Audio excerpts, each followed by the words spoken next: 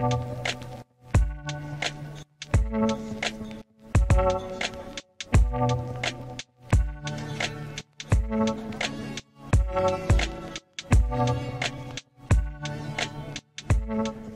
merhaba, ben Doğa. Şu an Kaş'taki evimdeyiz. Burada eşim Erkan ve oğlum Ali ile birlikte yaşıyoruz. Ben buraya 2016 senesinde taşındım. Daha öncesinde İstanbul'da yaşıyordum. Eşimle bir tatil sırasında tanıştıktan sonra 2016'da buraya yerleştik ve hayatımıza burada devam ettirdik. İkimiz de turizmle uğraşıyoruz. Ben daha önce başka bir meslekle uğraşıyordum. Fakat buraya yerleştikten sonra Kaş'ta turizmle kalkındığı için ben de turizmle ilgilenmeye başladım. Kaş, Antalya'nın çok küçük bir ilçesi. Aslında hep öyle dizilerde, filmlerde gördüğümüz sahil kasabalarına benziyor. Hepimizin aşina olduğu. Kışın hayat neredeyse duruyor diyebilirim. Özellikle bizim şu an bulunduğumuz ev, bizim yaşadığımız evimiz Kaş'ın merkezinden biraz daha dışarıda. Arabayla yaklaşık 6 dakika diyebilirim. Özellikle pandemi sürecinde böyle bir evde yaşamanın hem artılarını hem eksilerini yaşadık. Merkeze uzaktayız ama bir bahçemizin olması özellikle Ali için bizi çok rahatlattı. Evimiz 3+1. Ne çok büyük ne çok küçük bir ev. Aslında bizim çekirdek ailemiz için çok yeterli oldu. İstanbul'dan sonra Kaş'a taşınmak tabii ki hepimizin olduğu gibi benim de kafamda bazı soru işaretleriyle geldi. Burada tabii ki önemli olan sizin biraz nasıl yaklaştığınız ve hayattan neler beklediğiniz. Ben daha çok işte ailemle birlikte, eşimle ve oğlumla birlikte kuracağım hayattan memnun olduğum için burada yaşamaya devam ettim. Evimiz aslında eski Rum evlerinden ilham alınarak tasarlanmış evler. Özellikle salonun kubbeli oluşu bu eve ilk girdiğimde beni en çok etkileyen şeylerden biriydi. Çünkü aslında yüksek tavan benim çok sevdiğim bir özellik ama Kaş'taki evlerin yapıları gereği özellikle çok eski inşa edilen evler olduğu için yüksek tavan çoğu evde ne yazık ki bulunmuyordu. Ben de buna bayıla bayıla taşındım aslında. Eve genel olarak baktığınızda şu an biz salondayız ama genel olarak baktığınızda hep böyle açık tonlar, doğal malzemelerle tasarlanmış bir ev. Aslında Kaş'ta yaşadığımız için burada bir AVM ya da mağaza yok. Online olarak sipariş veriyorum çoğu şeyi. Buradaki çoğu malzeme de aslında Türkiye'de çok rahatlıkla ulaşabileceğiniz markaların bir derlemesi diyebilirim. Aslında yurt dışında da çok beğendiğim markalar var ama Türkiye'deki bazı tasarımcıların markaları, ürünleri veya global markalardan aldığım ürünlerle bu havayı yakalayabildiğimi düşünüyorum. Mesela bu üzerinde oturduğum koltuk bir Ikea'nın bir koltuğu. Ama aksesuarlardan, Türk tasarımcılarla bu tarz ulaşılabilir ürünleri birleştirmeyi çok seviyorum ve bence bir evi farklılaştırmada çok yardımcı oluyorlar. Salonumuz aslında açık bir düzende. Salon, mutfak ve yemek alanı aslında birbirine bağlı üniteler. Burada salonda biz 2 ayrı üçlü kanepe kullandık ve farkındaysanız ortada bir orta sehpa gibi bir şey yok. Aslında bu çocuktan sonra hayatımıza dahil olan bir problem oldu, çarpma, düşme vesaire.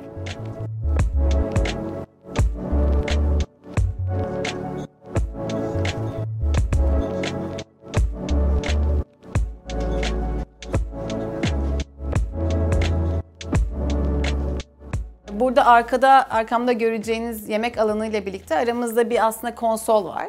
Bu konsol hem benim ıvırımı zıvırımı toplamak için hem de iki bölgeyi birbirinden ayırmak için çok yardımcı bir ürün. Bunun üzerine de işte dediğim gibi rahle, bir abajur ve birkaç mum, kibrit vesaire bu tarz dekoratif eşyalarla hem daha dekoratif hale getirdim hem de doğal bir separatör görevi gördü.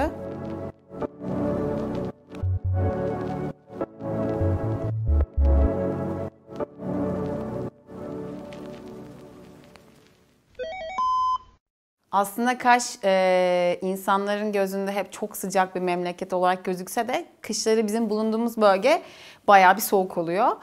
Arkamda gördüğünüz şömine de aslında bizim aktif olarak kullanabildiğimiz bir şömine.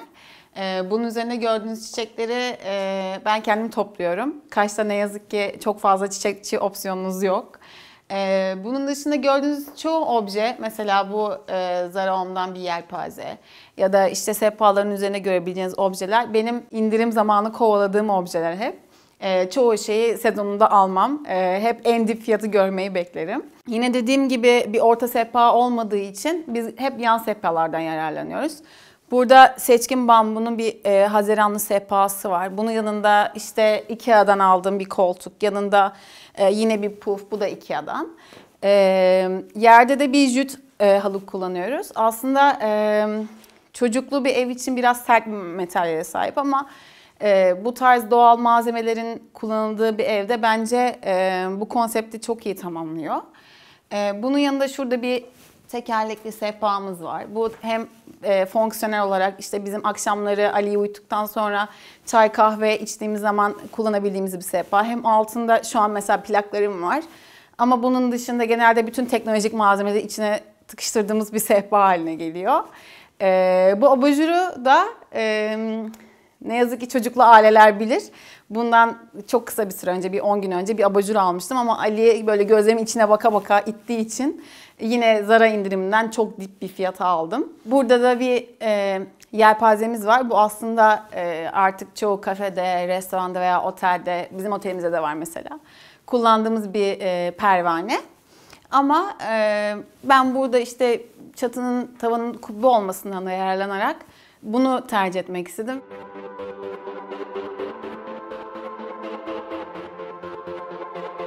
Tam karşımda 2 tane daha köşemiz mevcut. Burada işte bir bambu çanak var. Buraya genelde akşamları üşüdüğümüzde üstümüze bir şeyler almak istediğimizde orada hazır bulunduruyorum. Tekrar içeri gidip gelmesi sorun olmasın diye. Yine karşıda bir monsteram var. Onun yanında Çakka'dan aldığım bir aydınlatma ünitesi var. Burada yine Çakka'dan bir sandalye var.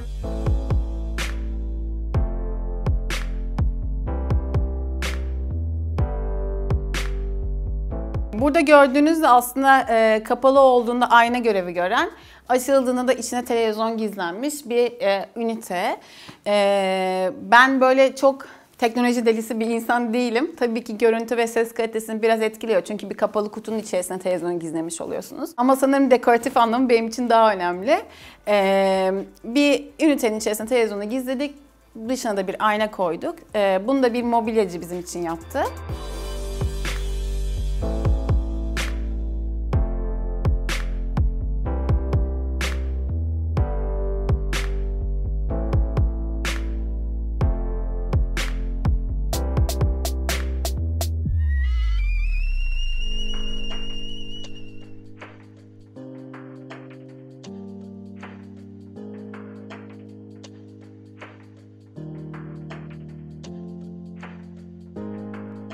Şu an evin hem mutfak hem de yemek alanındayız. Ev açık bir plana sahip olduğu için aslında tüm üniteler birbirinin içerisindeymiş gibi birazcık. Bu mutfak biz eve taşındığımızda vardı ama altı böyle beyaz kapaklı değildi. Daha yukarıdaki koyu kahverengi tonlarda bir kapakları vardı. Biz çok yeni bunları değiştirdik. Daha şimdi değiştirme fırsatımız oldu hatta.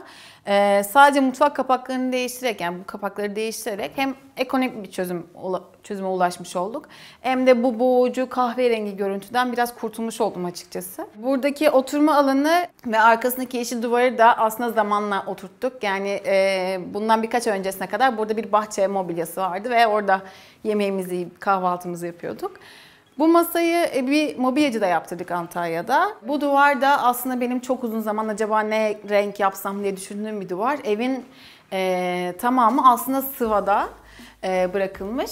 Bu benim çok sevdiğim bir şey değil. Hiç hoşlanmıyorum bu görüntüden. Ama evin içerisine girdikten sonra alçı yaptırmak vesaire çok zor işlemler olduğu için bu şekilde anlaştık evimle ve birbirimize ayak uydurmaya çalışıyoruz. Bu duvarı yeşil renge boyamak istedim. Evin geri kalanındaki yeşilliklerle de uyum içerisinde olması için. Üzerinde de göreceğiniz bir French House tablosu.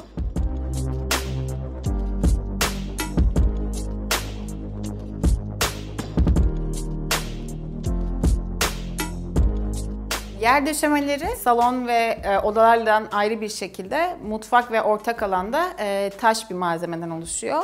Bunun üzerine de mesela yemek masasının altıyla taş arasında bir kilim kullandım. Hasır bir kilim.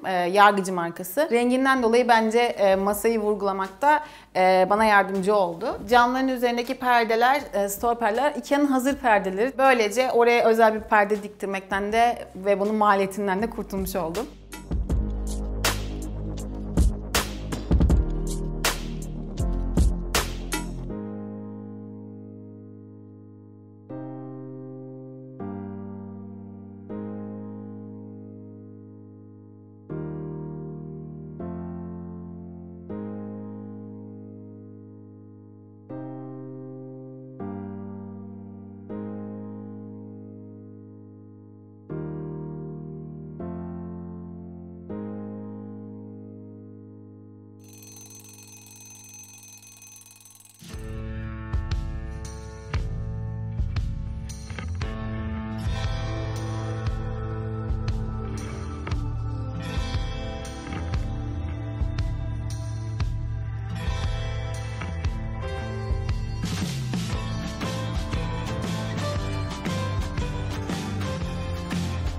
Yatak odamızda aslında ilk gördüğümüz obje olan yatağımız Ikea marka. Onun arkasında da yine Ali'nin odasında gördüğümüz gibi MDF panellerle burada da aynı pencerelerden vardı. Onları kamufle etmiş olduk. Burada Ikea'nın klasik bir şifon yeri var. Bunun üzerinde de Ali'nin, benim, eşimin hayatımızdaki dönüm noktalarından ya da bazı güzel anılarından kareler var.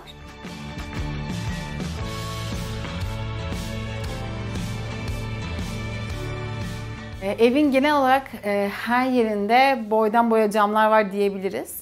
Hem bahçeye istediğimiz yerden çıkabiliyoruz hem de gün ışığı almak için güzel bir yöntem oluyor bu. Dolabımız, bu eve taşındığımızda başka bir dolabımız vardı ama bu boşluğa göre ölçü aldırıp mobilyacıya yaptırdığımız düz beyaz bir dolap aslında ama bu odanın genel konseptine bence uyum sağladı. Burada neredeyse benim ebatlarımda bir avize var.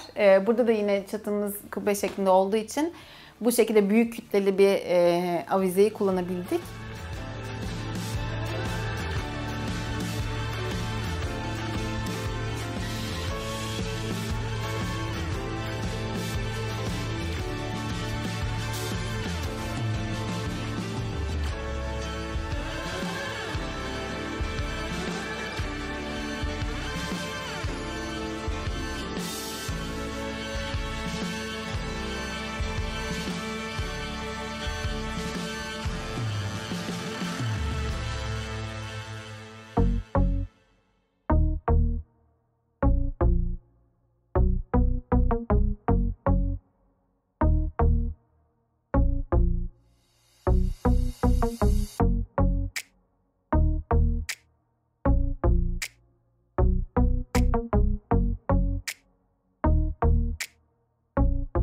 Oğlum Ali'nin odasındayız.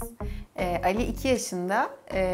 Aslında zamanla dönüşümde olan bir oda oldu burası. Öncesinde burada bir beşiği vardı, bir çalışma alanı yoktu. Oyun alanı daha genişti. Zamanla ihtiyaçlarına göre ufak değişiklikler yaptık. Mesela bu yatağı aldık, çok yeni.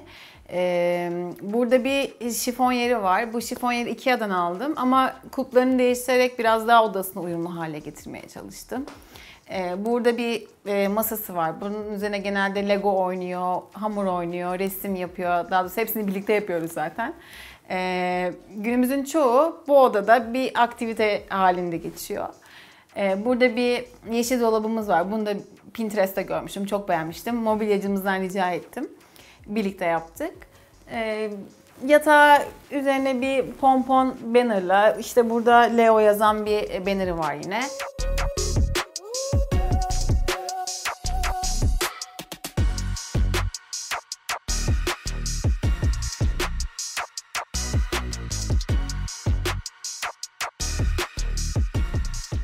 Masasının üzerinde bir hayvan figürlerinin olduğu tabloları var. Bunun arkasında da yarım daire bir boyama yaptık eşimle birlikte.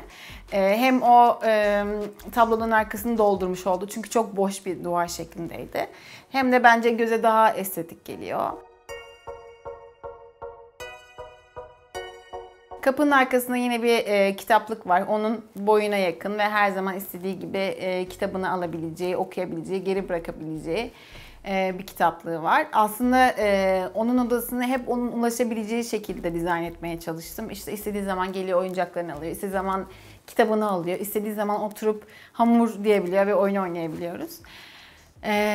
Bu şekilde Ali ile bütün yaşantımız aslında burada geçiyor diyebilirim. Bunun dışında özellikle yerdeki halı Unigo markasının halısı ve darbelere, düşmelere çok dayanıklı ve Ali ile hani aldığımdan beri gerçekten parasının son kuruşuna kadar hak eden ürünlerden biri bu halı oldu.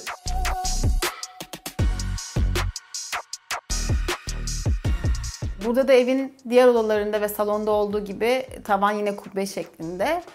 Aslında oda çok küçük olmasına rağmen bir nebze ferah olmasını sağlıyor.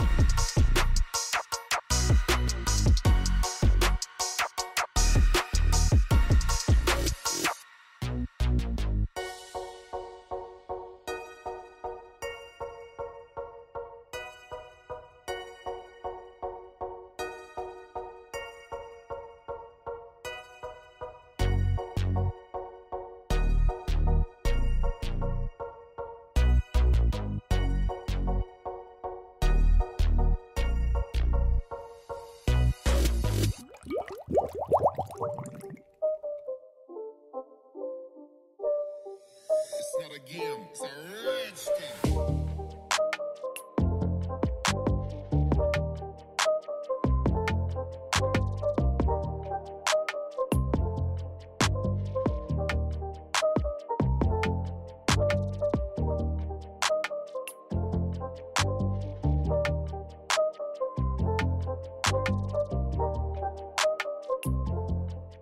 Banyomuz aslında çok küçük bir banyo ama bizim gibi küçük aileler için efektif olduğunu düşünüyorum. Banyo mobilyam aynası, aydınlatması, çanağı ve bataryasıyla birlikte Vitra marka eCool serisinden. Hem aydınlatmanın bir bütün halde aynanın üstünde oluşu, minimal dizaynı benim çok hoşuma gidiyor. Otelimizde de ilk önce aslında bu mobilyayı otelimiz için almıştık. Ama sonrasında o kadar beğendim ki evimde de aynı şekilde kullanmak istedim. Hem bir bütün halinde hem de böyle hem küçük banyolarda hem büyük banyolarda kullanabileceğiniz bir alternatif bence. Bataryanın modeli ise Origin. Tuvalet kağıtlarımı da küçük bir sepete koydum. Böyle hem daha dekoratif olur hem de tuvalet rulesunu kim değiştirecek diye çok fazla kavga etmemiş oluyoruz.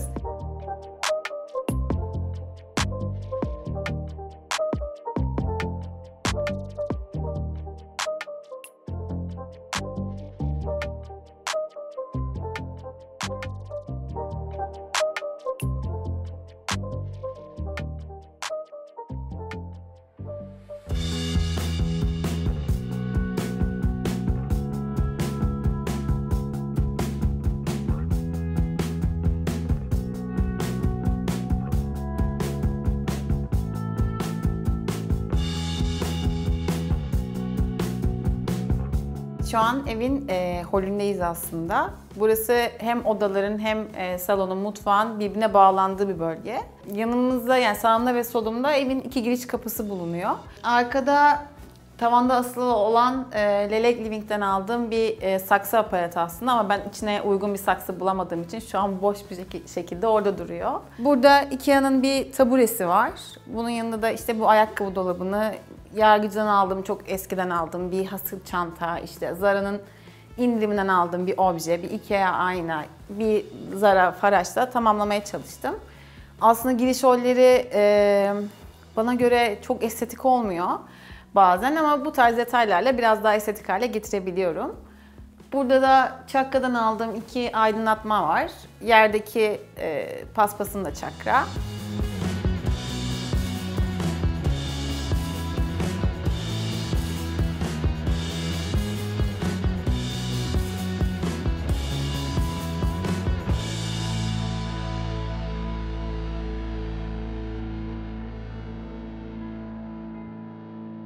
Kapıdan çıktıktan sonra hemen bahçeye erişimimiz oluyor. İşte burada biraz esprili bir paspasım var.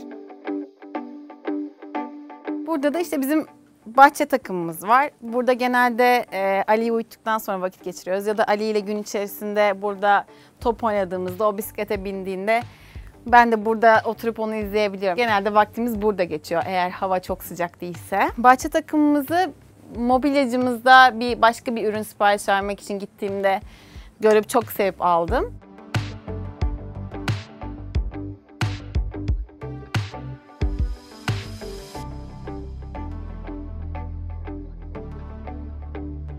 Bu arkada gördüğünüz küp eski bir küptü. Çiçeklerime saksı almaya gittiğimde karşılaştım. Onu beyaza boyadık şemsiyeyle daha uyumlu olması için. Böyle gözüme daha estetik gözüktü. Arkadaki aydınlatmaların asılı olduğu direkler benim demirciden özel olarak yaptırdığım direkler.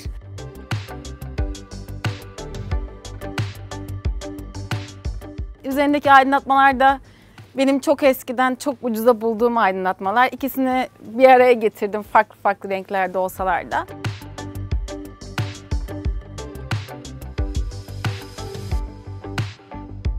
Evin girişinden arkaya doğru bahçemiz devam ediyor. Evin girişinde yan yana dizili lavantalarımız var. Hem böyle akşam esintisine onun kokulusu gelmesi de çok hoşuma gidiyor. Devam ettiğimizde arkamızda da bir oturma grubu, arka tarafta da bir oturma grubu var. Kimi zaman kahvaltımızı, kimi zaman akşam yemeklerimizi ya da bazen bir şeyler içerken orada oturup günü değerlendirmeyi ya da bir şeyler yemeyi seviyoruz. Bizim evimiz bu şekildeydi. Benimle birlikte evimize konuk olduğunuz için çok teşekkür ederim. Umarım Kaş'la yaşam ve İstanbul'dan Kaş'a taşınmayla ilgili bazı fikirler de edinebilmişsinizdir. Geldiğiniz için çok teşekkürler. Görüşmek üzere.